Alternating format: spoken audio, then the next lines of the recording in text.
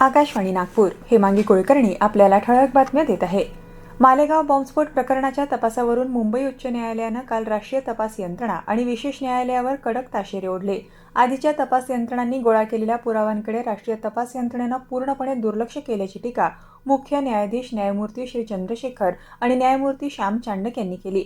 या प्रकरणातल्या 4 आरोपींविरुद्ध पुरेसे पुरावे नसल्याचं सांगत मुंबई उच्च न्यायालयानं काल त्यांना दोषमुक्त केलं.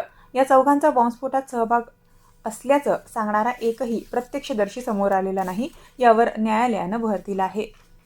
भारताच्या परराष्ट्र धोरणात आफ्रिका केंद्रस्थानी असून हे संबंध समानता, परस्पर आदर आणि प्रगतीवर अवलंबून आहे, असं परराष्ट्र व्यवहार मंत्री एस जयशंकर यांनी म्हटलंय.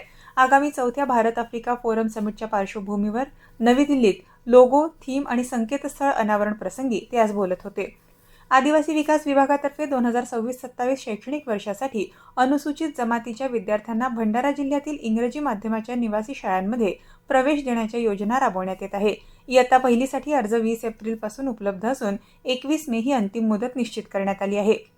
अग्निप्रतिबंधक प्रणालींची नियमित देखभाल आणि अग्निसुरक्षाबाबत जागरूक समाज निर्माण करण्याची गरज असून अग्नीपासून निर्माण होणारे धोके कमी करण्यासाठी तसंच आपत्कालीन परिस्थितीत प्रभावी प्रतिसाद देण्यासाठी जनजागृती महत्त्वपूर्ण ठरेल, असं प्रतिपादन राष्ट्रीय अग्निशमन सेवा महाविद्यालयाचे संचालक प्राध्यापक डॉक्टर AR सोनटक्के यांनी केलं. भारतीय सैन्य मुख्यालय, उत्तर महाराष्ट्र आणि गुजरात उपक्षेत्र नागपूर यांच्या वतीनं फायर सर्व्हिस सप्ताहानिमित्त आयोजित कार्यक्रमात ते बोलत होते.